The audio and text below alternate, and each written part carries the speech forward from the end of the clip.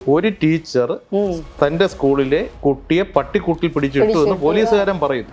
ഇതിന് പിന്നിൽ ഒരു ഗൂഢാലോചന ഉണ്ടെന്ന് ടീച്ചർ പറയുന്നു. തീർച്ചയായിട്ടും ഉണ്ട്. ഈ സ്കൂളിൽ അടിമുടി പ്രശ്നങ്ങളാണ്, അടിസ്ഥാന സൗകര്യങ്ങളൊന്നും ഇല്ല എന്ന് സ്ഥാപിച്ചെടുക്കാൻ നേരത്തെ തന്നെ ആരോ തീരുമാനിച്ചു. ശിവൻകുട്ടിയുടെ ആൾക്കാരെന്നാണ് എന്നോട് പറഞ്ഞത്. V Sivankutty MLA. ഒറ്റ സെന്റൻസ് മാഡം കോർട്ടിൽ പറഞ്ഞുള്ളൂ. പട്ടിക്കൂടിന്റെ ഹൈറ്റ് ഇത്ര, കുട്ടിയുടെ ഹൈറ്റ് ഇത്ര. ഏഷ്യാനെറ്റിന്റെ ആണെന്ന് തോന്നുന്നു, പ്രസാദ് എന്ന് പറയുന്ന ഒരു ഏഷ്യാനെറ്റിൽ അന്നുണ്ടായിരുന്ന റിപ്പോർട്ട് എന്നെ വിളിച്ചിട്ട് എൻ്റെ അടുത്ത് പറഞ്ഞു. ആ സമയത്ത് ഫോറൻസിക് റിസൾട്ട് വന്നു. ആ റിസൾട്ടിൽ ചില ഞെട്ടിക്കുന്ന വിവരങ്ങളുണ്ടല്ലോ ടീച്ചർ.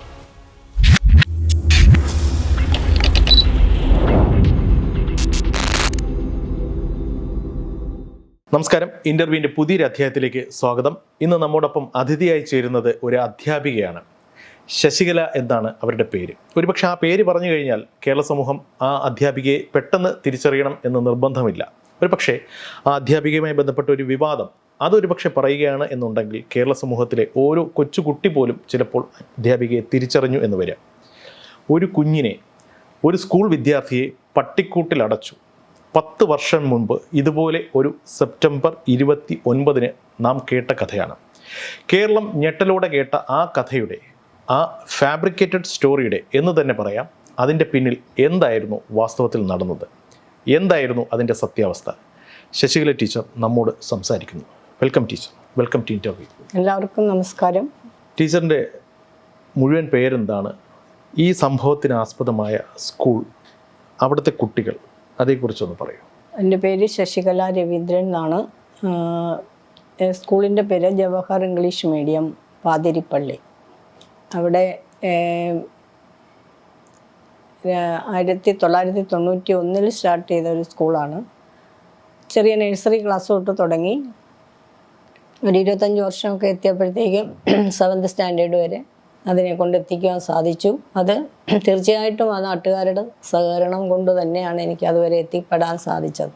ഈ സംഭവം നടന്നതിന് ശേഷം സ്കൂൾ പൂട്ടപ്പെട്ടു. ആ സമയത്ത് അവിടെ എത്ര കുട്ടികൾ പഠിക്കുന്നുണ്ടായിരുന്നു? 150ഓളം കുട്ടികളുണ്ടായിരുന്നു. LKG മുതൽ 7th വരെ ഓരോ ഡിവിഷൻ വെച്ചിട്ടേ ഉണ്ടായിരുന്നുള്ളൂ. എത്ര അധ്യാപകർ ജോലി ചെയ്തു? 10 പേര് ഉണ്ടായിരുന്നു. പിന്നെ ഞാനുണ്ടായിരുന്നു. ടീച്ചറും പഠിപ്പിക്കുമായിരുന്നു. നോൺ ടീച്ചിങ് സ്റ്റാഫ് ഉണ്ടായിരുന്നു. ടീച്ചറിന്റെ വീടിനോട് ചേർന്നാണ് ഈ സ്കൂൾ. എല്ലാം ഒരു കോമ്പൗണ്ടിൽ തന്നെ. ഒരു കോമ്പൗണ്ടാണ്. ഈ വീടിൽ എന്താ പറയാ, വീടിനോട് ചേർന്ന് സ്കൂളിലേക്കുള്ള ആ വഴിയിൽ വീട്ടിലൊരു വളർത്തുനായ ഉണ്ടായിരുന്നു. ആ വളർത്തുനായെ സൂക്ഷിക്കുന്നതിന് വേണ്ടിയിട്ട് അവിടെ ഒരു പട്ടിക്കൂട് ഉണ്ടായിരുന്നു. ഈ പട്ടിക്കൂടുമായി ബന്ധപ്പെട്ടിട്ടാണ് ഈ വിവാദങ്ങളെല്ലാം സംഭവിക്കുന്നത്, അല്ലയോ?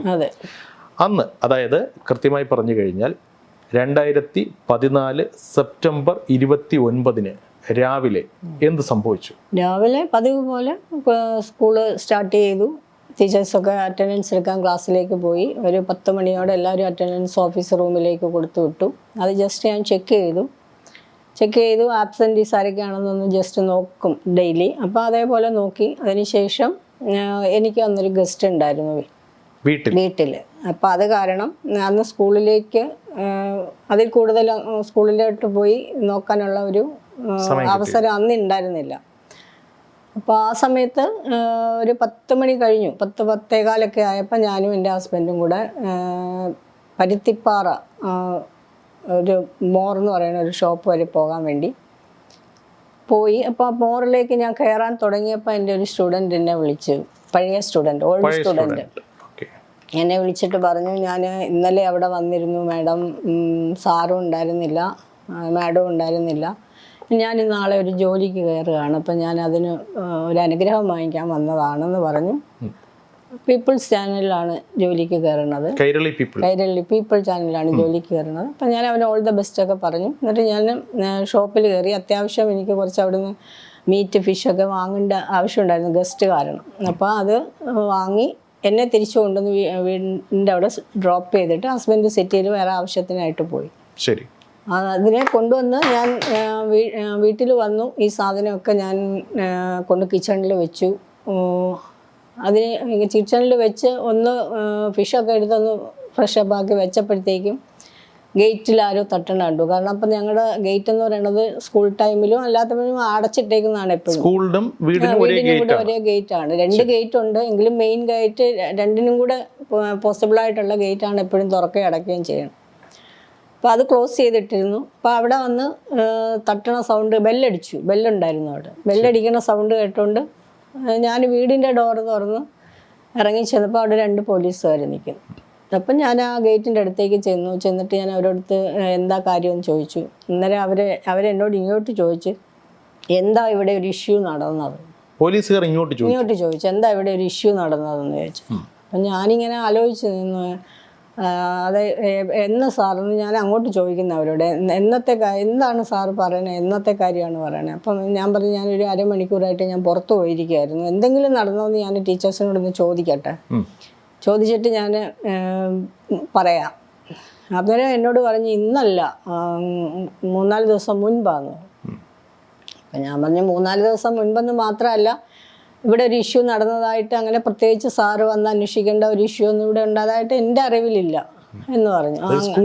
സ്കൂളല്ലേ. അപ്പം അത് അങ്ങനെയാണോ എന്ന് ചോദിച്ചിട്ട് എന്നാൽ ശരി എന്ന് പറഞ്ഞിട്ട് ഇവർ 2 പേരും പോകുന്നു. ഞാൻ വീട്ടിലേക്ക് കയറാനുള്ള ഗേറ്റിൻ്റെ അവിടുന്ന് വീടും പകുതി സ്ഥലത്തേക്ക് എത്തിയതേ ഉള്ളൂ, മുറ്റത്തെത്തിയതേ ഉള്ളൂ. ആ സമയത്ത് ഒരു ഭയങ്കര ബഹളം കേൾക്കാം. ആ ബഹളത്തിൽ കുറേ ആൾക്കാർ ഈ 2 പോലീസുകാരെയും കൊണ്ട് വീണ്ടും വന്ന് നമ്മുടെ ഗേറ്റ് കംപ്ലീറ്റ് അങ്ങ് നിറഞ്ഞു. അതെല്ലാം കയ്യിൽ ക്യാമറ വെച്ച ആൾക്കാരാണ് കൂടുതലും വന്നത്. പിന്നെ അല്ലാതെ കുറേ പേര് ഷൗട്ട് ചെയ്യുന്നുണ്ട്, ബഹളം വയ്ക്കുന്നുണ്ട്. അപ്പം വീണ്ടും ഞാൻ ഗേറ്റിൻ്റെ അവിടെ ചെന്നപ്പം സാറ് പറഞ്ഞു ഇതൊന്ന് തുറക്കണം, ഞങ്ങൾക്കൊരു കാര്യം അന്വേഷിക്കാനുണ്ടെന്ന് പറഞ്ഞു. അപ്പം ഞാൻ പറഞ്ഞു സാറേ ഇത്രയും പേരും കൂടെ കയറി എന്തിനാണ് ഈ കാര്യം അന്വേഷിക്കാൻ വരണത്? ഞാൻ സാറിൻ്റെ കൂടെ വേറെ ആരെങ്കിലും ഉണ്ടെങ്കിൽ ഞാൻ ഓക്കെ തുറന്നു തരാം, പക്ഷേ ഇത് ഇത്രയും പേരുടെ കോമ്പൗണ്ടിൽ കയറരുത്. കാരണം 3 വയസ്സ് തൊട്ടുള്ള കുട്ടികൾ അവിടെ ഇരിപ്പുണ്ട്.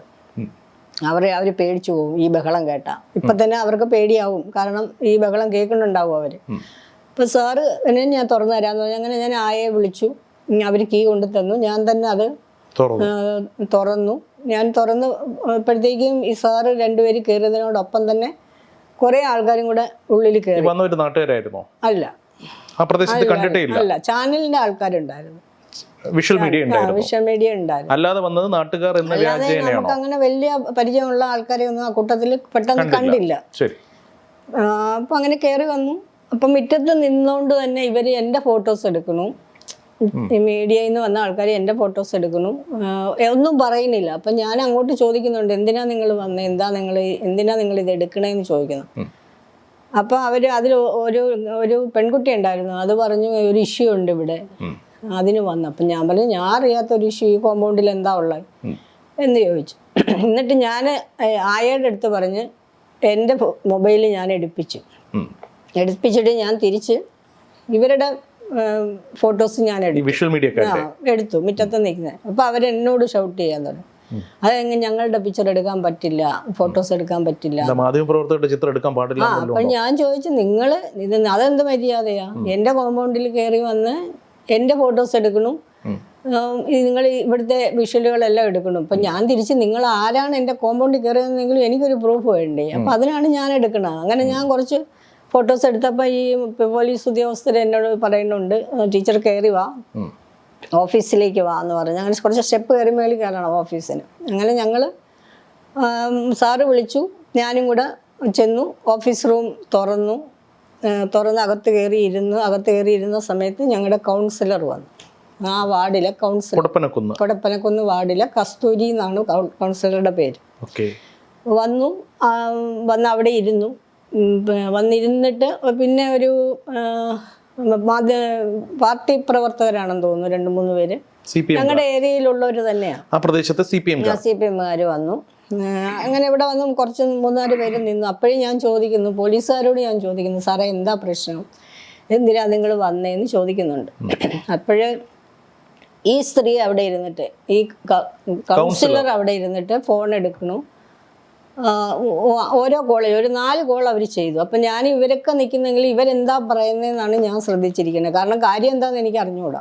ഇവരൊന്നും പറഞ്ഞിട്ടില്ല. നിങ്ങളുടെ കോമ്പൗണ്ടിലേക്ക് വരുന്നു, ഇവിടെ ഒരു വിഷയമുണ്ടെന്ന് പറയുന്നു.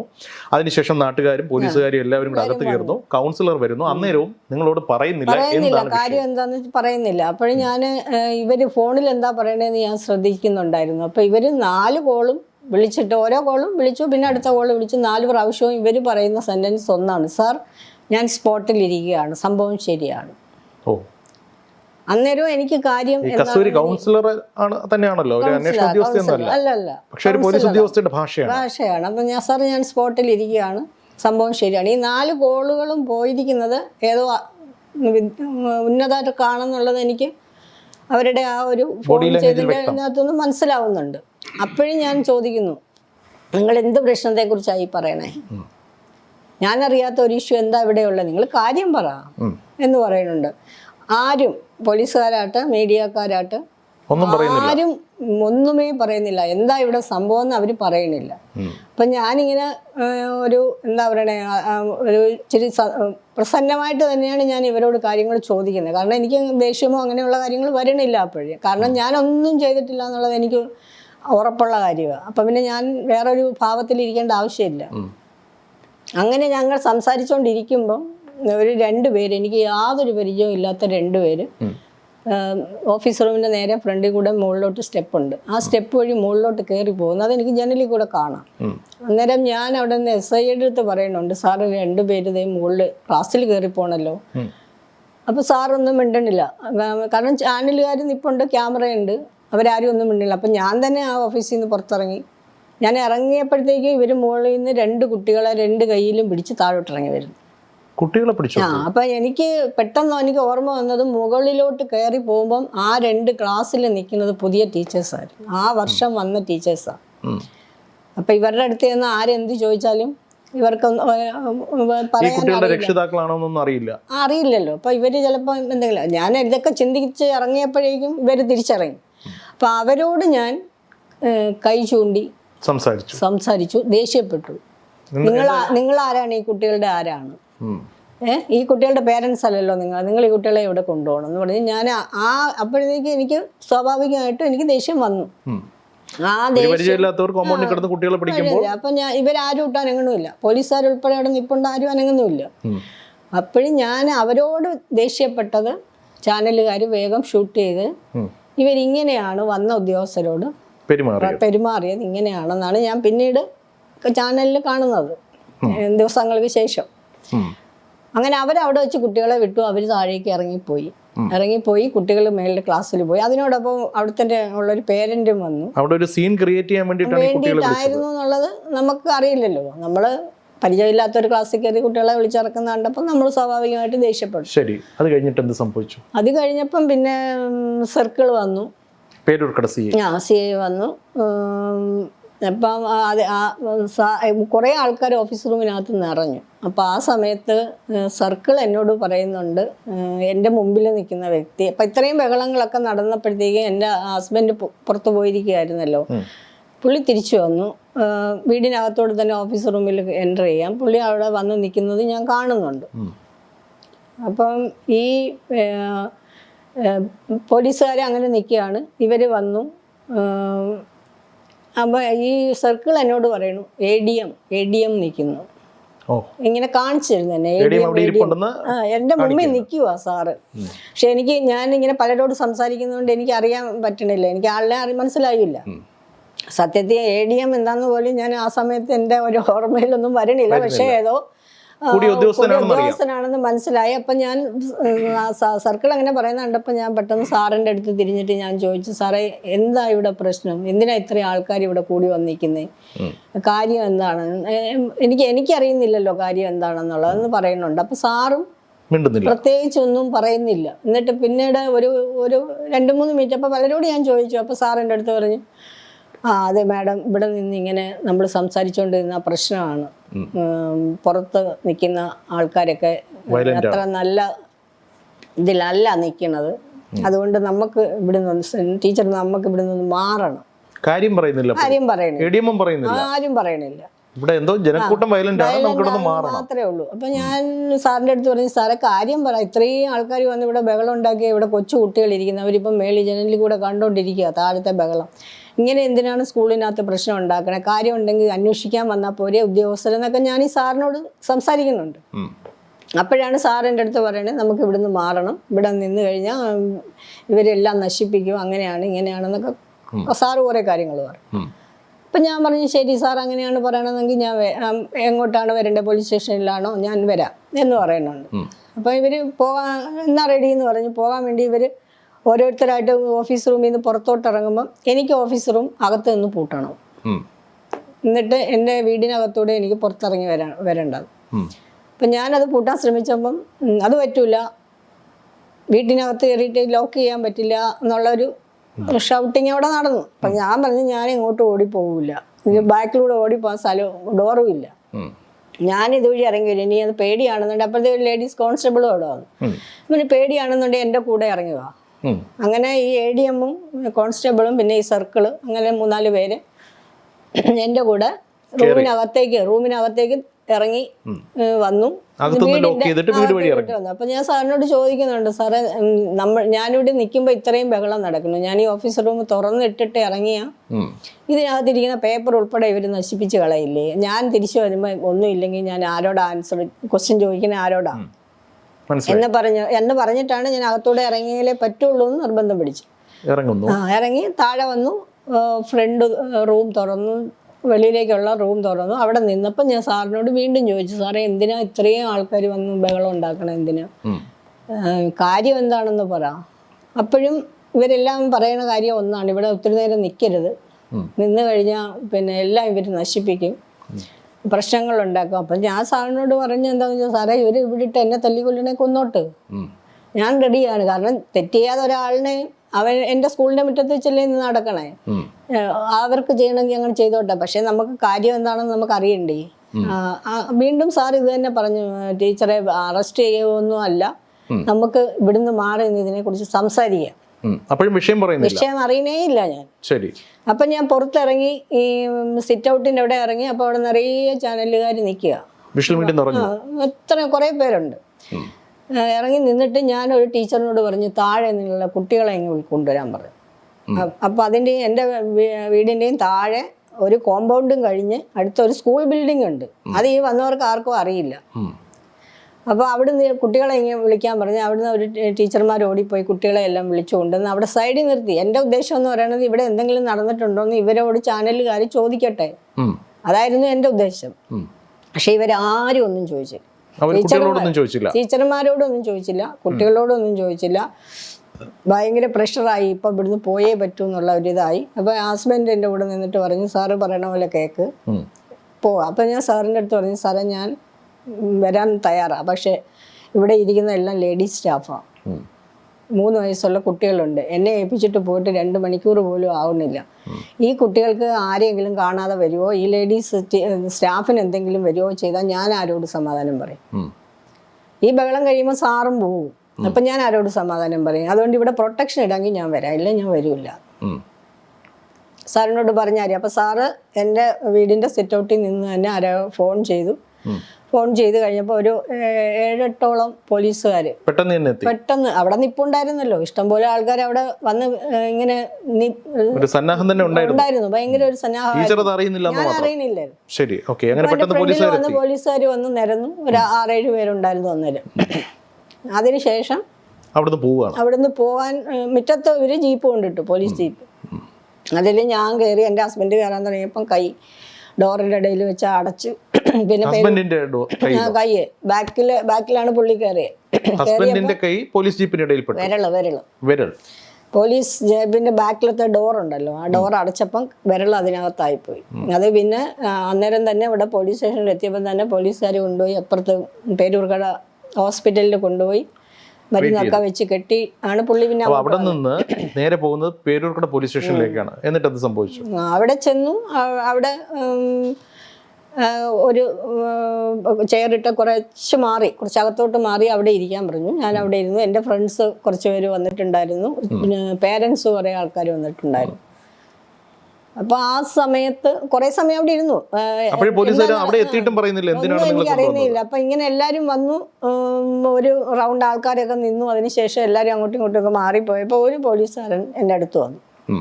എടുത്ത് വന്നിട്ട് എന്നോട് ചോദിച്ചു, ടീച്ചറാണോ അവിടുത്തെ പ്രിൻസിപ്പൾ എന്ന് എന്നോട് ചോദിച്ചു. ഞാൻ പറഞ്ഞു ഞാനാണ്. പക്ഷെ സാറേ എന്തോ നടന്നു എന്നോടൊന്ന് പറയൂ. അപ്പൊ ഈ പോലീസുകാരനാണ് എന്നോട് പറഞ്ഞു തരുന്നു. ഞാനൊരു ചെയറിൽ ഇതേപോലെ ഇരിക്കുന്നു, പുള്ളി എൻ്റെ അടുത്ത് നിൽക്കുവോ. എന്താ പറഞ്ഞ പുള്ളി? എന്നോട് പറഞ്ഞു, ടീച്ചറെ അവിടെ പിന്നെ ഒരു കുട്ടിയെ പിടിച്ചു പട്ടിക്കൂട്ടിനകത്ത് ഇട്ടെന്നാണ് പറയുന്നത്. അതായത് ഒരു ടീച്ചർ ചെയ്തു. ഒരു ടീച്ചർ തന്റെ സ്കൂളിലെ കുട്ടിയെ പട്ടിക്കൂട്ടിൽ പിടിച്ചിട്ടു എന്ന് പോലീസുകാരൻ പറയുന്നു. അപ്പോഴാണ് ടീച്ചർ അറിയുന്നത്. അപ്പൊ ഞാൻ അതിന് സപ്പോർട്ട് ചെയ്തു. എന്ത് സപ്പോർട്ട് ചെയ്തു? അടച്ചു കൊടുക്കാനോ, പട്ടിക്കൂടിന്റെ ഡോർ അടയ്ക്കാനോ കുട്ടിയെ ഇടാനോ ഒക്കെ ഞാനും കൂടി ഹെൽപ്പ് ചെയ്തു. ആരാ ഇട്ടതാരാണ്? കുട്ടിയെ ആരാണ് പട്ടിക്കൂട്ടിൽ ഇട്ടത്? ടീച്ചറാണ് പിടിച്ചോണ്ട് വന്നത്. ഞാൻ ഹെൽപ്പ് ചെയ്തു. ഞങ്ങൾ രണ്ടുപേരും കൂടെ കുട്ടിയെ അതിനകത്ത് കയറ്റി നിർത്തി. ഓക്കെ, അതായത് ടീച്ചറിന്റെ സ്കൂളിലെ ഒരു ടീച്ചർ കുട്ടിയെ അകത്തിട്ട് പൂട്ടി. അപ്പൊ ഞാന് പെട്ടെന്ന് ഈ കേൾക്കുമ്പോ നമുക്കതൊരു എന്താ പറയണേ, ഒരു സിനിമയോ കഥയോ ഏതാണ്ട് കേൾക്കുന്ന മാതിരി ഇങ്ങനെ തോന്നി. അപ്പൊ ഞാൻ പെട്ടെന്ന് പുള്ളിയുടെ അടുത്ത് പറഞ്ഞു, സാറേ ഇത് ദൃശ്യം സിനിമ വേറെ ഭാഗം കാണുന്നു. ഇങ്ങനെയാണ് ഞാൻ പുള്ളിയോട് ചോദിച്ചത്. അപ്പോഴേ എനിക്ക് ഇതിന്റെ സീരിയസ്നെസ് ഒന്നും അന്നേരവും മനസ്സിലാവണില്ല. അങ്ങനെ ചോദിച്ചു. അപ്പോൾ ആ പോലീസുകാരൻ ചിരിച്ചിട്ട് അങ്ങോട്ട് മാറിപ്പോയി. അത് കഴിഞ്ഞപ്പോൾ ഞങ്ങളുടെ തന്നെ ഒരു ഫാമിലി ഫ്രണ്ട്, ഒരു സാർ എന്നോട് വന്ന് പറഞ്ഞു, കുട്ടി SC/ST ആണോ, കുട്ടി ST ആണെങ്കിൽ പ്രശ്നമാണല്ലോ, ഇങ്ങനെ എന്നോട് വന്ന് പറഞ്ഞു. അപ്പോഴും ഞാൻ ചോദിച്ചു, SC/ST അതെന്താ സാറേ അങ്ങനെ, സാറെന്താ അങ്ങനെ പറഞ്ഞു? അതവിടെ പോലീസുകാരൻ ഇരുന്ന് റിപ്പോർട്ട് എഴുതുന്നുണ്ടെന്ന് പറഞ്ഞു. അപ്പൊ ഈ കുട്ടിയെന്നും പറഞ്ഞ് റിപ്പോർട്ട് എഴുതണം എന്ന് പറഞ്ഞു. അപ്പം ഞാനിങ്ങനെ ഒരു അകത്തോട്ടുള്ളൊരു റൂമിലാണ് ഞാൻ ഇരുന്നത്. ഞാൻ അവിടുന്ന് പെട്ടെന്ന് അതിന്റെ പോർട്ടിക്കോ പോലുള്ള സ്ഥലത്തിരുന്നാണ് ഈ പോലീസുകാരനെ എഴുതണേ. ഞാൻ അങ്ങോട്ടേക്ക് ചെന്നിട്ട് ഞാൻ ചോദിച്ചു, സാറ് കുട്ടി ഏത് കാസ്റ്റ് എന്നാണ് സാറ് എഴുതിയത്? അത് പുള്ളി ഇങ്ങനെ എഴുതിക്കൊണ്ടിരിക്കുമായിരുന്നു. അപ്പം തലയരിച്ച് എന്നെ ഇങ്ങനെ ഒന്ന് നോക്കിയിട്ട് പറഞ്ഞു, SC കുട്ടിയാണ് എന്ന് പറഞ്ഞു. അപ്പൊ എനിക്ക് പെട്ടെന്ന് പറഞ്ഞാൽ ഈ കള്ളത്തരങ്ങളല്ലേ ഇതെല്ലാം. ബാധിക്കപ്പെട്ട കുട്ടി SC വിഭാഗത്തിൽപ്പെട്ടതാണെന്ന് പോലീസുകാരൻ എഴുതുവാ. പുള്ളിയോട് ആരോടെങ്കിലും പറഞ്ഞു കൊടുത്തു കാണും പുള്ളിയോട് അതാണെന്ന്. എഴുതുവാ. അപ്പൊ ഞാൻ പറഞ്ഞു, സാറൊരു കാര്യം ചെയ്യും, സാറ് എഴുതി വെക്ക്. 25 വർഷത്തോളം ഞാൻ അവിടെ സ്കൂള് നടത്തിയതാ. ഈ ഫാമിലിയിൽ നിന്ന് ഞാൻ സ്കൂള് നടത്തുന്ന ദിവസം തൊട്ട് എൻ്റെ സ്കൂളിൽ കുട്ടി പഠിക്കുന്നുണ്ട്. അപ്പൊ ആ കുട്ടികളെല്ലാം ഏത് കാസ്റ്റിൽപ്പെട്ടതാന്ന് എനിക്കറിയാലോ, അതിനുള്ള റെക്കോർഡും ഉണ്ട്. സാറിന് ഇഷ്ടമുള്ള പോലെ എഴുതി വെക്കും. എന്നിട്ട് ബാക്കി എന്താണോ വരുന്നത് അത് സാറിന് അതിന് മറുപടി പറയണം എന്ന് പറഞ്ഞിട്ട് ഞാൻ തിരിച്ചു നേരത്തെ നിന്ന സ്ഥലത്ത് അവിടെ പോയി നിന്നു. അപ്പൊ ആ സമയത്ത് ഈ പോലീസുകാരൻ എണീറ്റ് അകത്ത് പോകുന്ന കണ്ടു. ഈ പേപ്പറും ഒക്കെ ആയിട്ട് അകത്ത് പോയി. ഭാഗ്യത്തിന് അങ്ങനെ ഒരു സംഭവം അന്നേരം എഴുതി വെച്ചില്ലായിരിക്കാം പിന്നീട്. അതുകൊണ്ട് ആ ഒരു ഭാഗം ഒഴിവായതുകൊണ്ടാണ് ഇല്ലായിരുന്നെങ്കിൽ ഈ പട്ടിക്കൂട്ടിൽ ഇട്ടു എന്നുള്ള ഒഫൻസിനോടൊപ്പം പട്ടികജാതിക്കാരനായ കുട്ടിയെ ഞാൻ ഉപദ്രവിച്ചു എന്നും കൂടി മാറിയേനെ. എന്തായാലും ആ തിരക്കഥ മാറി കിട്ടി. എന്നിട്ട് പക്ഷെ ഇത് ഒരു 1 year ആയിട്ട് വന്ന ഒരു ട്രാപ്പാണെന്നുള്ളത് നമുക്ക് മനസ്സിലാവുന്നുണ്ടായിരുന്നു. പിന്നീട് മനസ്സിലാവുന്നുണ്ടായിരുന്നു. കാരണം ജൂണിൽ ഞാൻ കുട്ടികളെ എല്ലാം ക്ലാസ് വൈസൊക്കെ തിരിച്ച് എല്ലാവരും കയറി എല്ലാം സെറ്റപ്പായി ക്ലാസ് ഒരാഴ്ച കഴിഞ്ഞ് സ്റ്റാർട്ട് ചെയ്ത് തുടങ്ങുമ്പോൾ ഞാൻ വെറുതെ വെബ്സൈറ്റ് എടുത്തിട്ട് സ്കൂളുകൾക്കുള്ള ഇതുണ്ട്, അതെടുത്ത് വെച്ച് ഞാൻ നോക്കിയ സമയത്ത് പെട്ടെന്ന് ഞാൻ കണ്ടത് ജൂണിലാണത്. അതായത് ഈ സംഭവമൊക്കെ നടക്കുന്നതിന് മുൻപ് അക്കാഡമിക് ഇയർ സ്റ്റാർട്ട് ചെയ്തപ്പം ഞാൻ കണ്ടത് ഈ സ്കൂളിന് ബിൽഡിംഗ് ഇല്ല, കോൺക്രീറ്റ് ബിൽഡിംഗ് ഇല്ല, ബാത്റൂം ഇല്ല. അങ്ങനെ ഒരു ശരിയാണോ? അങ്ങനെ ആയിരുന്നോ? അങ്ങനെ അല്ലല്ലോ, തീർച്ചയായിട്ടും അങ്ങനെയല്ല. അപ്പം പിന്നെ ടീച്ചേഴ്സ് 20 കുട്ടികളെ ഉള്ളൂ. അതെ, ആ ടീച്ചറിന്റെ ഫ്രണ്ട് റൂമിലേക്കാണ് പഠിക്കുന്നത്. 2 ടീച്ചേഴ്സേ ഉള്ളൂ. അതില് അവർ 2 പേരും SLC ആണ്, ഞാൻ +2 ആണ്. ഈ റിപ്പോർട്ടാണ് എൻ്റെ സ്കൂളിനെ സംബന്ധിച്ച് അവിടെ കിടക്കണേ. അത് ജൂണിലാണ് ഞാൻ കണ്ടത്. വിദ്യാഭ്യാസ വകുപ്പിന്റെ സൈറ്റിലാണ്. വിദ്യാഭ്യാസ വകുപ്പിന്റെ SSA യൂണിറ്റ്. അതായത് ഈ വിഷയമൊക്കെ ഉണ്ടാകുന്നതിന് മുൻപ് തന്നെ ടീച്ചറിന്റെ സ്കൂളിനെ കുറിച്ച് ഇങ്ങനെ നെഗറ്റീവ് ആയിട്ടുള്ള കമന്റ്സ് വിദ്യാഭ്യാസ വകുപ്പിന്റെ സൈറ്റിൽ ടീച്ചർ കണ്ടു. എന്നിട്ടൊന്നും ചെയ്തില്ല. ഇല്ല, അന്ന് തന്നെ ഞാൻ അതിന്റെ കോപ്പി എടുത്തു. ഞാനും എൻ്റെ ഹസ്ബൻഡും കൂടെ ചെന്ന് പേട്ട SSA യൂണിറ്റ് ഉള്ള LP സ്കൂളുണ്ട്, അവിടെയാണ് നമ്മൾ കോണ്ടാക്ട് ഉള്ളത്. ഞാൻ അവിടെ ചെന്നു, ഇത് കാണിച്ചു. അന്നേരം അവിടെ AEO ഷീല ഉണ്ട്. ഞാൻ കാണിച്ചപ്പം പറഞ്ഞു, അയ്യോ ടീച്ചറെ എന്തോ അബദ്ധം പറ്റിപ്പോയതാണ്, ഇതിപ്പോൾ സ്കൂള് തുറന്ന സമയമല്ലേ, ഞങ്ങൾ തിരക്കല്ലേ, ഞങ്ങൾ ചെയ്യാം, ജൂൺ 1 കഴിഞ്ഞോട്ടെ. ഞാനൊരു ജൂൺ 17 എങ്ങാണ്ടാണ് അവിടെ ചെല്ലുന്നത്. ശരി, അത് കഴിഞ്ഞോട്ടെ എന്ന് പറഞ്ഞു. അങ്ങനെ ഞാനും ഹസ്ബൻഡും കൂടെ തിരിച്ചിങ്ങി പോന്നു. അത് കഴിഞ്ഞ് ജൂലൈയിൽ നോക്കിയപ്പോഴും ഞാൻ മിക്കവാറും എടുത്ത് നോക്കുന്നുണ്ട്, അപ്പോഴെല്ലാം ഇത് മാറ്റിയിട്ടില്ല. ജൂലൈയിൽ സെയിം ആയിട്ട് കിടക്കുന്നുണ്ട്. വീണ്ടും പോയി അവിടെ പോയി. അതിനുശേഷം DPIയിൽ വന്നു. വന്ന് അവിടെ 1-2 ഉദ്യോഗസ്ഥരെ കണ്ടു, ഇതെല്ലാം കാണിച്ചു. അപ്പോഴും ഈ AEO ഷീല ഞാൻ കണ്ടു. അപ്പോഴും പുള്ളിക്കാരി പറഞ്ഞ എന്താന്ന് വെച്ചാൽ, സമയം കിട്ടിയില്ല ടീച്ചറെ, 1 മാസം കഴിഞ്ഞല്ലേ ഉള്ളൂ സ്കൂള് തുറന്നിട്ട്, ഞങ്ങൾ മാറ്റിയിടാം. പക്ഷെ ഇതിനു വേണ്ടി ഇട്ടിരിക്കുകയാണെന്ന് എനിക്കറിയില്ലായിരുന്നു. അതായത് ഈ സ്കൂളിൽ അടിമുടി പ്രശ്നങ്ങളാണ്, അടിസ്ഥാന സൗകര്യങ്ങളൊന്നും ഇല്ല എന്ന് സ്ഥാപിച്ചെടുക്കാൻ നേരത്തെ തന്നെ ആരോ തീരുമാനിച്ചു. അതിന്റെ അടിസ്ഥാനത്തിൽ റിപ്പോർട്ട് സൈറ്റിൽ ഇട്ടു. ഒരുപക്ഷെ അത് ടീച്ചർ കാണുമെന്ന് അവർ കരുതിയിട്ടുണ്ടാവില്ല. ടീച്ചർ കംപ്ലൈന്റ് ചെയ്തിട്ട് അവരത് മാറ്റിയില്ല. എന്നിട്ട് ടീച്ചർ അത് ഫോളോ അപ്പ് ചെയ്തുകൊണ്ടിരിക്കുകയായിരുന്നോ? അതെ, ഫോളോ അപ്പ് ചെയ്യുന്ന മാത്രമല്ല, നമ്മുടെ SSAയുടെ അവിടെ നിന്ന് നമ്മുടെ സ്കൂളിൽ എല്ലാ വർഷവും വിസിറ്റ് ചെയ്യുന്ന അമ്പലമുക്കിലുള്ള ഒരു സാറുണ്ട്, സുധീഷ് എന്നാണ് സാറിന്റെ പേരെന്നാണ് എൻ്റെ ഓർമ്മ. ആ സാറിനെ ഞാൻ കണ്ടു ഈ ഓഫീസിൽ ഈ റിപ്പോർട്ടും കൊണ്ട് പോയ വഴിക്ക്. അപ്പം ഞാൻ ചോദിച്ചു, സാറല്ലേ ഞങ്ങളുടെ സ്കൂളിൽ എല്ലാ വർഷവും വരണേ, ഇതെന്താ സാറേ ഇങ്ങനെ കിടക്കണേന്ന്. അപ്പം സാറും അത് വായിച്ചു നോക്കിയിട്ട് പറഞ്ഞു, അയ്യോ ടീച്ചറെ, SSAയുടെ റിപ്പോർട്ട് കൊടുക്കുമ്പോൾ ഞാൻ ടീച്ചറിൻ്റെ സ്കൂള് ഒരു നല്ല മോഡൽ സ്കൂൾ എന്നുള്ള രീതിയിലാണ് ഞാൻ അതിനെക്കുറിച്ച് അയച്ചിട്ടുള്ളതെന്ന് പറഞ്ഞു. അപ്പം ഇത്രയും കാര്യങ്ങൾ അവിടെ സംഭവിച്ചു. അങ്ങനെ ആയിരുന്നിട്ട് കൂടി ഈ റിപ്പോർട്ട് വന്നതിന് അദ്ദേഹം ഒരു ന്യായീകരണം പറഞ്ഞില്ല. പുള്ളിക്കില്ല, പുള്ളിക്ക് അറിയില്ല. കാരണം അവര് റിപ്പോർട്ട് കൊണ്ട് കൊടുക്കുന്നല്ലേ ഉള്ളൂ, അറിയത്തില്ലല്ലോ. പിന്നെ വെബ്സൈറ്റിൽ ഇടുകയും ഒക്കെ ചെയ്യുന്നത് ഇത് മുൻപ് നടന്ന കാര്യം. അപ്പോൾ അവിടെ നിന്ന് ടീച്ചറെ പേരൂർക്കട പോലീസ് സ്റ്റേഷനിൽ എത്തിച്ചു. പിന്നെ അവിടെ നിന്ന് ടീച്ചർ പിന്നീട് ചിന്തിച്ച കാര്യങ്ങളാണ് ഇപ്പൊ പറഞ്ഞത്. പേരൂർക്കട സ്റ്റേഷനിൽ പിന്നീട് എന്താണ് സംഭവിച്ചത്? പേരൂർക്കട സ്റ്റേഷനിൽ നിന്ന് ഏതോ അയർ പോലീസ് ഉദ്യോഗസ്ഥർ ഒരു വൈകുന്നേരമായി 5:30 ആയിക്കഴിഞ്ഞപ്പം എൻ്റെ അടുത്ത് വന്നു. എന്നെ വിളിച്ച് അവിടെ റൂമിൽ കൊണ്ടുപോയി സംസാരിക്കാനിരുന്നു. അപ്പോഴൊക്കെ ഞാൻ അവരോട് ശരിക്കും പറഞ്ഞാൽ ഭയങ്കര ടെൻഷനായിരുന്നു. വൈകുന്നേരമായി, സന്ധ്യയാകാറായി. അപ്പോൾ ഞാൻ സാറിനോട് ചോദിക്കുന്നുണ്ടായിരുന്നു, എന്തുകൊണ്ട് സാർ എന്നെ ഇവിടെ വിളിച്ചുകൊണ്ട് വെച്ചിരിക്കുന്നത്, എനിക്ക് വീട്ടിൽ പോകണ്ടേ, നിങ്ങൾ എന്തെന്നെ വീട്ടിൽ വിടാത്തതെന്ന് ചോദിക്കുന്നുണ്ട്. അങ്ങനെ കുറേ നേരം പുള്ളി ഇരുന്ന് കാര്യങ്ങളൊക്കെ ചോദിച്ചു, സംസാരിച്ചുകൊണ്ടൊക്കെ ഇരുന്ന്. എന്നിട്ട് എൻ്റെ അടുത്ത് പറഞ്ഞു, അത് ടീച്ചറെ ഇന്ന് പോകാൻ പറ്റില്ല. കാര്യം ഇവിടെ CPMകാർ വന്ന് ചുറ്റിലും വളഞ്ഞിട്ടുണ്ട്. ശിവൻകുട്ടിയുടെ ആൾക്കാരെന്നാണ് എന്നോട് പറഞ്ഞത്. MLAയുടെ ആൾക്കാരെന്നാണ് എന്നോട് പറഞ്ഞത്.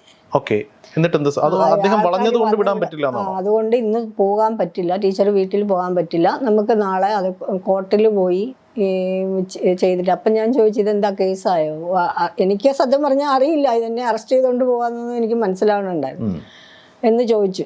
അങ്ങനെ കുറേ നേരം സംസാരിച്ചു. അത് കഴിഞ്ഞ് ഒരു 10 മണിയൊക്കെ ആയി കഴിഞ്ഞപ്പം ഇവിടെ പോലീസ് സ്റ്റേഷനിൽ ലേഡീസിന് ഇരിക്കാൻ പറ്റില്ല. രാത്രി 10 മണിയായി.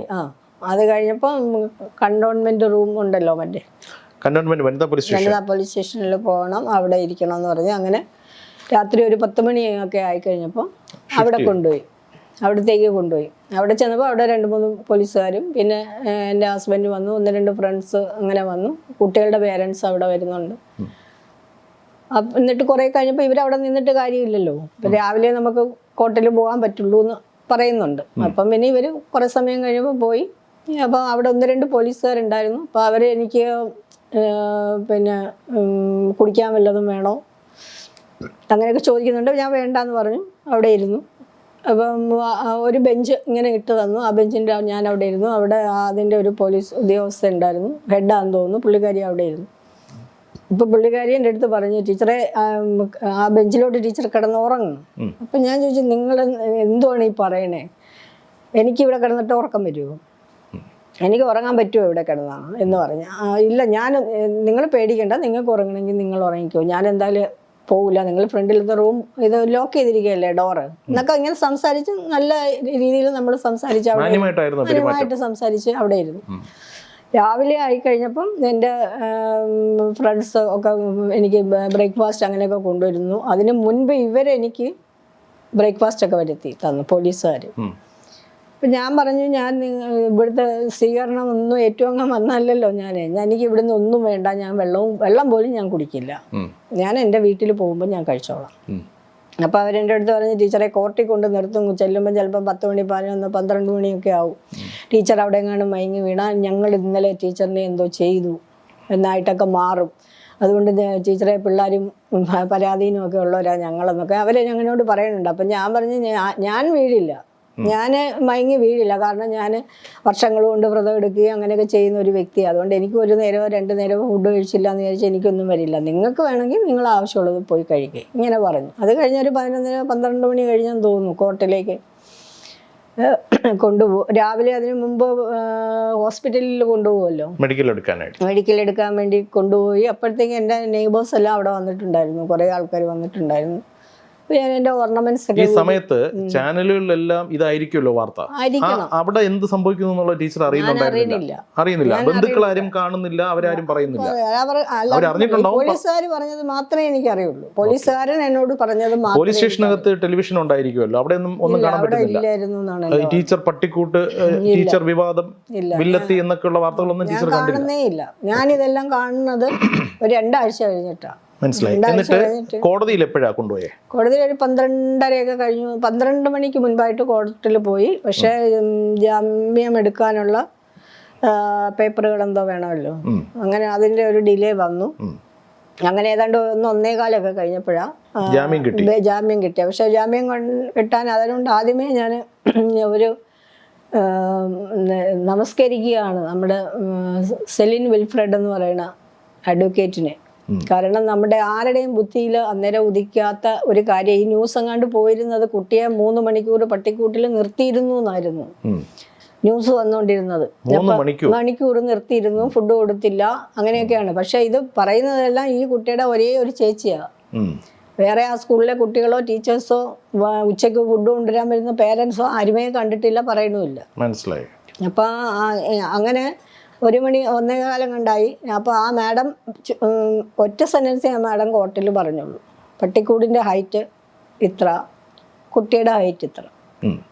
പിന്നെ എങ്ങനെ ഈ കുട്ടി നിന്നു അതായിരുന്നു മാഡത്തിന്റെ ക്വസ്റ്റ്യൻ. ഈ 3 മണിക്കൂർ കുട്ടിയെ കൂട്ടിൽ നിർത്തി എന്ന് പറഞ്ഞു. ആ നിൽക്കണമെന്നുണ്ടെങ്കിൽ പട്ടിക്കൂടിനെക്കാട്ടിൽ ഹൈറ്റ് ഉള്ള ഒരു കുട്ടി എങ്ങനെ കൂട്ടിൽ നിന്നു? അതോടുകൂടി തന്നെ കഥ പൊളിഞ്ഞു. അങ്ങനെയാണ് ബെയിൽ ആയി. കോടതിക്ക് അത് വിശ്വാസമായി. കോടതി വിശ്വസിച്ചുകൊണ്ടാണ് കുട്ടിയുടെ ഹൈറ്റും പട്ടിക്കൂട്ടിന്റെ ഹൈറ്റും തമ്മിലുള്ള അന്തരം തന്നെ വേറൊന്നും ആ മാഡം സംസാരിച്ചില്ല. ഒറ്റ സെന്റൻസ് ജാമ്യം കിട്ടി.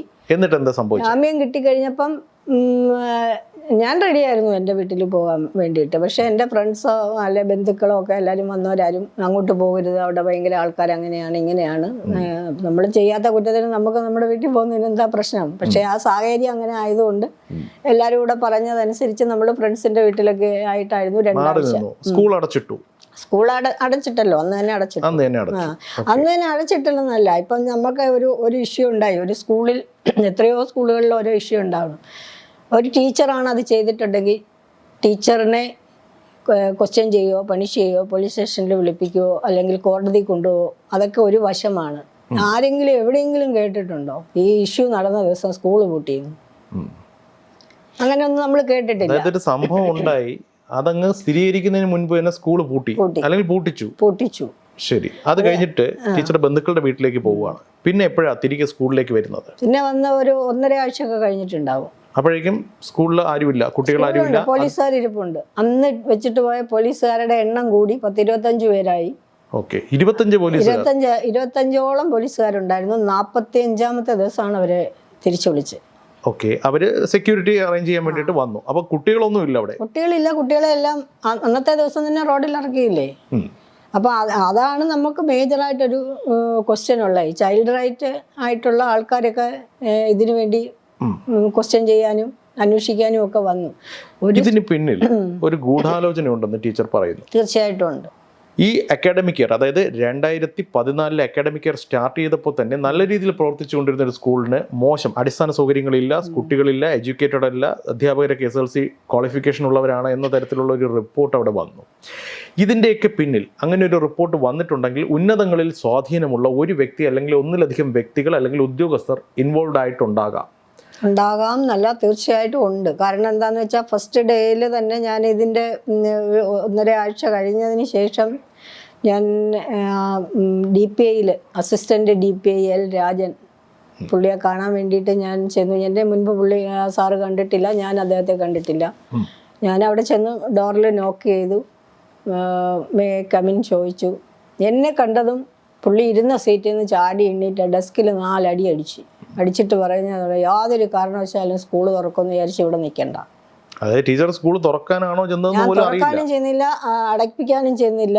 ഞാൻ സാറിനെ കാണാൻ ചെന്ന എന്താന്ന് വെച്ചാൽ എങ്ങനെ ഇങ്ങനെ ഒരു റിപ്പോർട്ട് വന്നു.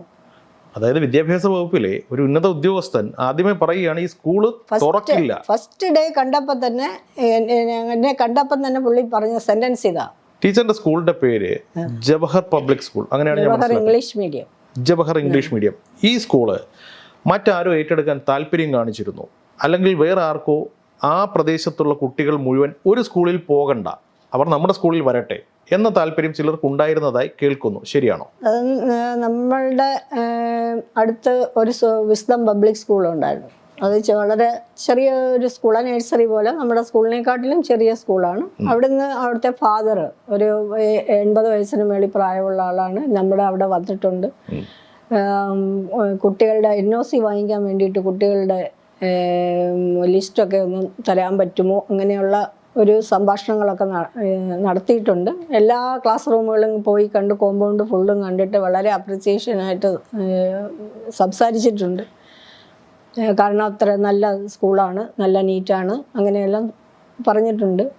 അതിനുശേഷം പിന്നെ ഇതെല്ലാം കഴിഞ്ഞതിന് ശേഷം ഒരു മീഡിയ പ്രവർത്തകൻ, എൻ്റെ ഓർമ്മയിൽ ഏഷ്യാനെറ്റിൻ്റെ ആണെന്ന് തോന്നുന്നു, പ്രസാദ് എന്ന് പറയുന്ന ഒരു TV പ്രസാദാണോ? ഇൻഷ്യലൊന്നും എനിക്കറിയില്ല. ഏഷ്യാനെറ്റിൽ അന്നുണ്ടായിരുന്ന റിപ്പോർട്ട്. ശരി, അദ്ദേഹം എന്നെ വിളിച്ചിട്ട് എൻ്റെ അടുത്ത് പറഞ്ഞു, ടീച്ചറെ ഇതുപോലെ 60 കുട്ടികളെ, ആ നമ്പർ വന്നതുകൊണ്ടാണ് എനിക്ക് വേഗം കാര്യം മനസ്സിലായത്. കാരണം അച്ഛനും തേടി വന്നത് 60 കുട്ടികളായിരുന്നു. 60 കുട്ടികളെ എന്ത് ചെയ്യാമെന്ന് 60 കുട്ടികളുടെ കാര്യം പ്രസാദ് എന്താ പറയുന്നത്? അപ്പം എന്നോട് പറഞ്ഞത്, ടീച്ചർ ഒരു 60 കുട്ടികളുടെ പേരിങ്ങിതാ, ഞാൻ ഒരു സ്കൂളിൽ കൊണ്ടുവന്നാക്കാം, ടീച്ചറിനെ ആ സ്കൂളിൻ്റെ പ്രിൻസിപ്പളും ആക്കാം. 60 കുട്ടികളാണ് അവിടെ ഉള്ളത് എന്നുള്ളത് പ്രസാദ് എങ്ങനെയായിരിക്കും അറിഞ്ഞിട്ടുണ്ടാവുക? അതാണ് ഒരു മാധ്യമപ്രവർത്തകനാണ്, മാധ്യമപ്രവർത്തകൻ അദ്ദേഹത്തിൻ്റെതായ വഴികളുണ്ടാവും. ഞാൻ ഒന്നുകൂടെ ഫോൺ ചെയ്തപ്പോൾ ഞാൻ ചോദിച്ചത്, പ്രസാദ് ഒന്നുകൂടെ ഒന്ന് പറയുമോ, പറഞ്ഞ സെൻറ്റൻസ് എന്നാണ് ഞാൻ ചോദിച്ചത്. അപ്പം എന്നോട് പറഞ്ഞ്, ടീച്ചറെ ഇതേപോലെ 60 കുട്ടികളുടെ ഡീറ്റെയിൽസുമായിട്ട് ടീച്ചർ 125 കുട്ടികളുണ്ടായിരുന്നു. പക്ഷെ അവർക്ക് 60ൻ്റെ ആവശ്യമുള്ളൂ എന്ന്, എന്താ കാര്യമെന്ന് എനിക്കറിയില്ല. ഓക്കെ. അപ്പം ഞാൻ പറഞ്ഞു, പ്രസാദെ ആർക്ക് വേണ്ടിയാണ് ഈ സംസാരിക്കുന്നതെന്ന് എനിക്ക് മനസ്സിലായി. ടീച്ചർ ചോദിച്ചു. ഞാൻ പറഞ്ഞു, അങ്ങോട്ട് പറഞ്ഞു, ആർക്ക് വേണ്ടിയാണ് ഈ സംസാരിക്കുന്നത് എനിക്ക് മനസ്സിലായി, എന്തായാലും അത് നടക്കില്ല. എന്തായിരുന്നു മറുപടി? എന്തായിരുന്നു? ടീച്ചറെ അങ്ങനെ ഒന്നും ഉദ്ദേശിച്ചല്ല, ഞാൻ ടീച്ചറിന് ഒരു നല്ല ഇത് വരട്ടെ എന്ന് വിചാരിച്ചിട്ട് ടീച്ചറിനെ പെട്ടെന്ന് ഇത് മൊത്തം പോയല്ലോ, സ്കൂളെല്ലാം പ്രശ്നമായല്ലോ, ഞാൻ ടീച്ചറിനെ അതേ പൊസിഷനിൽ തന്നെ വേറൊരു സ്കൂളിൽ കിട്ടുമോ എന്നുള്ളത് ട്രൈ ചെയ്യാമെന്നാണ് ഞാൻ ആലോചിച്ചത്. ഒരുപക്ഷെ കുട്ടികളുടെ ഭാവി സേഫ് ആക്കാൻ വേണ്ടിയിട്ട് വേറെ ആരെങ്കിലും അവരെ സമീപിച്ചതായിക്കൂടെ? അങ്ങനെ അത് സമീപിക്കാന്ന് പറഞ്ഞാൽ ഈ കുട്ടികളും പേരൻസും നമ്മുടെ സ്കൂളിൽ നിന്ന് പോകാൻ തയ്യാറല്ലായിരുന്നു. കാരണം ഇത് പൂട്ടിയതിൻ്റെ പിറ്റേ ദിവസം തൊട്ട് നമ്മൾ കളക്ടറുടെ ഇതിൽ തന്നെ നമ്മുടെ അടുത്തുള്ള ഗവൺമെൻറ് സ്കൂളിൽ വെച്ചിട്ട്, കൊശവറയ്ക്കൽ ഗവൺമെൻറ് സ്കൂളിൽ വെച്ചിട്ട് ടീച്ചേഴ്സും കുട്ടികളും പേരൻസും കളക്ടറും ഉദ്യോഗസ്ഥർ പലരും ഉണ്ടായിരുന്നെന്ന് കേൾക്കുന്നു. ഞാൻ അന്നേരം അവിടെ ഇല്ലല്ലോ. എല്ലാവരുമായിട്ട് ചർച്ചയൊക്കെ ഉണ്ടായിരുന്നു, ഈ കുട്ടികളെ ഓരോ സ്കൂളിലേക്ക് മാറ്റാനും അങ്ങനെയൊക്കെ. പക്ഷെ ഒരു പേരൻ്റ് പോലും കുട്ടികളെ വേറെ എങ്ങും വിടാൻ തയ്യാറല്ല. മനസ്സിലായി. ഈ ഒരു വിഷയത്തിൽ ആദ്യം മുതൽ തന്നെ ശക്തമായിട്ട് മുൻനിരയിൽ നിന്നൊരു പൊതുപ്രവർത്തകൻ അല്ലെങ്കിൽ ജനപ്രതിനിധി, ഇപ്പോൾ അദ്ദേഹം മന്ത്രിയാണ്, വി ശിവൻകുട്ടി. അദ്ദേഹത്തിന് എന്തായിരുന്നു ഇതിൽ താല്പര്യം? ഞാൻ മനസ്സിലാക്കിയിടത്തോളം ഇത് തിരുവനന്തപുരം നോർത്ത് മണ്ഡലത്തിലാണ് വരുന്നത്. പഴയ നോർത്ത്, ഇപ്പോഴത്തെ വട്ടിയൂർക്കാവ് മണ്ഡലത്തിലാണ് സ്കൂൾ സ്ഥിതി ചെയ്യുന്നത്. പക്ഷേ വി ശിവൻകുട്ടി MLA നിയമമണ്ഡലത്തിലാണ്. അദ്ദേഹത്തിന് എന്താണ് ഇവിടെ ഒരു താല്പര്യം? അദ്ദേഹത്തിന് താല്പര്യം വരാൻ കാരണം ഈ കുട്ടികൾ, അതായത് പർട്ടിക്കുലർ വിക്ടിമാണെന്ന് പറയുന്ന കുട്ടിയുടെ അപ്പൂപ്പൻ, ഗ്രാൻഡ് ഫാദർ, പുള്ളി പാങ്ങോട് ഫിഷ് മാർക്കറ്റിന്റെ CITUവിന്റെ നേതാവായിരുന്നു, റിട്ടയർ ആയതോ അങ്ങനെ എന്തോ ഒരു പോലീസ് സ്റ്റേഷനിൽ പുള്ളി എഴുതി കൊടുത്തിട്ടുണ്ട്, ഞാൻ ഫിഷ് മാർക്കറ്റിൽ CITUവിൻ്റെ നേതാവാണ്. നേതാവാണ്, അവിടുന്ന് റിട്ടയർ ആയെന്നോ അങ്ങനെ എന്തോ പറഞ്ഞ് എഴുതി കൊടുത്തിട്ടുണ്ട്. അപ്പം ഇതിൻ്റെ സാക്ഷിയായിട്ട് വന്ന വ്യക്തിയും ഫിഷ് മാർക്കറ്റിലെ ആളാണ്, ഞങ്ങളുടെ അതുവഴി ഫിഷ് കൊണ്ടുപോകുന്ന ആളുകൾ. മീൻ കച്ചവടക്കാരനാണ് സാക്ഷി. അതായത് ഈ അടച്ചിട്ട കോമ്പൗണ്ടിൽ ഗേറ്റ് പൂട്ടിയിട്ടിരിക്കുന്നു, ഇതിനകത്തൊരു പട്ടിക്കൂടുണ്ടെന്നും അതിനകത്തൊരു കുട്ടിയെ പൂട്ടിയിട്ടിരിക്കുകയാണെന്നും മീൻ കച്ചവടക്കാരൻ കണ്ടു. റോഡിൽ നിന്ന് കഴിഞ്ഞാൽ കാണാൻ പറ്റുമോ? കാണാം. ഓക്കെ, റോഡിൽ നിന്നാൽ കാണാം. 12 മണി സമയത്ത് ഒരു 11 തൊട്ട് ഒരു 12:30 വരെ പേരൻസ് എല്ലാവരും ഉച്ചയ്ക്ക് ഫുഡ് കൊണ്ട് കൊടുക്കുന്നവരുണ്ട് കുട്ടികൾക്ക്. അപ്പോൾ അവരെല്ലാം വന്ന് ഗേറ്റിൽ തൂക്കിയിട്ടിട്ട് പോകും അവരുടെ ലഞ്ച് ബാഗ്. അപ്പോൾ ആ സമയത്ത് 11 മണി തൊട്ട് ആയ ഉണ്ടാവും. ആയ ചെല്ലും, ഇതെടുത്തുകൊണ്ട് ഓരോരുത്തരും കൊണ്ടുവരുന്നതനുസരിച്ച് എടുത്ത് ഓരോ ക്ലാസ്സിലും കൊണ്ട് കുട്ടികൾക്ക് കൊടുക്കും. അങ്ങനെ ഒരു 11 തൊട്ട് 12:30 വരെ എപ്പോഴും അവിടെ ഒരു ആക്റ്റീവായിട്ടുള്ള ആൾക്കാർ വന്നു പോയിരിക്കുന്ന ഒരു സമയമാണ്. അപ്പം ഇതിനൊക്കെ ശേഷം ബാലാവകാശ കമ്മീഷനിൽ നിന്ന് ഈ സാക്ഷിയെ എന്നെയും വിളിപ്പിച്ചിട്ടുണ്ടായിരുന്നു. ഏതാണ്ട് ഒരു 1.5 മാസം കഴിഞ്ഞപ്പോൾ. ആ സമയത്ത് എന്നോട് അവിടുത്തെ ജഡ്ജ് പോലെ ഒരു അതോറിറ്റി ഉണ്ട് അവിടെ, കമ്മീഷൻ്റെ അധ്യക്ഷൻ. ആ സാറ് എന്നോട് പറഞ്ഞു, ടീച്ചറിനും വല്ലതും ഉണ്ടെങ്കിൽ ചോദിക്കേ. ആരോടാ? സാക്ഷിയോട്. അപ്പം ഞാൻ ചോദിച്ചു, ഇത് നിങ്ങൾ എത്ര മണിക്കാ, എങ്ങനെയാണ് ഇത് കണ്ടതെന്ന് പറഞ്ഞു. അപ്പം പറഞ്ഞു, ഞാൻ മീൻ വിറ്റിട്ട് വരുന്ന വഴിക്ക് 12:30 മണിയൊക്കെ ആയപ്പം നിങ്ങളുടെ സ്കൂളിൻ്റെ വാതിലിൽ വന്നു. അപ്പോഴെന്നെ പരിചയമുള്ള ഒരാൾ അങ്ങോട്ടേക്ക് നടന്നു വന്നു. അപ്പം ഞാൻ അവിടെ വണ്ടി നിർത്തിയപ്പം ഞങ്ങൾ അവിടെ നിന്ന് സംസാരിച്ചുകൊണ്ട് നിന്നു. അപ്പം ഞാനിങ്ങനെ നോക്കിയപ്പോൾ കൂട്ടിലൊരു കൊച്ചിരിക്കുന്നു. എന്നിട്ട് അല്ല, ഞാനന്ന് പുള്ളിയോട് ചോദിച്ചു, അങ്ങനെ ഒരു കുട്ടി ഇരുന്നപ്പം സ്കൂളിൻ്റെ ജനലും വാതിലുകളും ഒക്കെ തുറന്നു കിടന്നോ അടഞ്ഞു കിടന്നോ? എല്ലാം അടച്ചിട്ടേക്കുമായിരുന്നു എന്ന് പറഞ്ഞു. അപ്പോഴ് ആ സാറിൻ്റെ മധ്യത്തിലാണ് നമ്മൾ ചോദിക്കുന്നത്.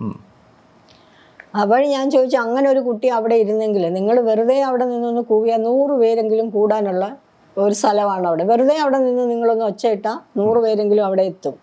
അപ്പോൾ ഒരു കുട്ടി കൂട്ടിനകത്ത് ഇരിക്കുന്നു എന്ന് പറയുമ്പോൾ നിങ്ങൾ അവിടെ ഒന്ന് ബഹളം വെച്ചിരുന്നെങ്കിൽ അന്നേരമേ കൈയോടെ ബുദ്ധിയുള്ള ഒരാൾ ചെയ്യേണ്ടത് ആ കുട്ടിയെ രക്ഷിക്കുക എന്നുള്ളതാണ്. അപ്പൊ ഞാൻ ചോദിച്ചു, നിങ്ങൾ രക്ഷിക്കാം, കുറ്റം ചെയ്തവരെ കൈയോടെ പിടിക്കാം, അതാണ് ചെയ്യേണ്ടിയിരുന്നത്. അപ്പൊ ഞാൻ ചോദിച്ചു, എന്തുകൊണ്ട് നിങ്ങൾ അങ്ങനെ ഒരു അന്നേരം തന്നെ ഒരു സംഭവം ഇങ്ങനെ നടന്നു എന്ന് പറഞ്ഞ് നിങ്ങൾ ചെയ്തില്ല?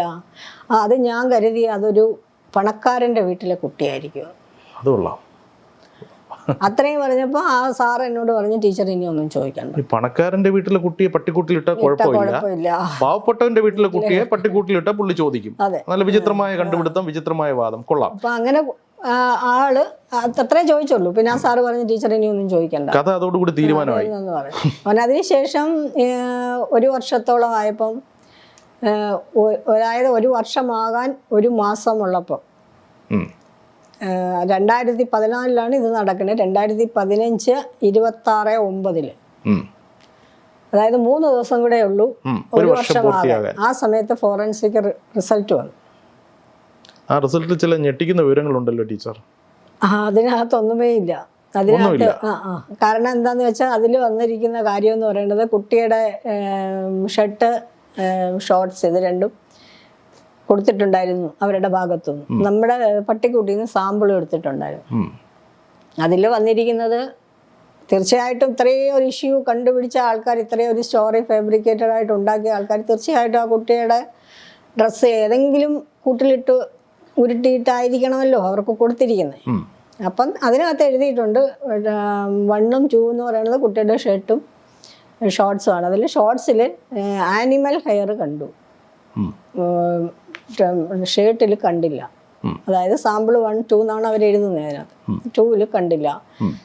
സെലോഫൈൻ ടേപ്പിലുണ്ടായിരുന്ന സാമ്പിൾ, അതായത് പട്ടിക്കുട്ടിയിൽ നിന്ന് എടുത്ത സാമ്പിള്, അതിനകത്തും ആനിമൽ ഹെയർ ഉണ്ട്, പക്ഷെ അതിനോട് സാമ്യമില്ല.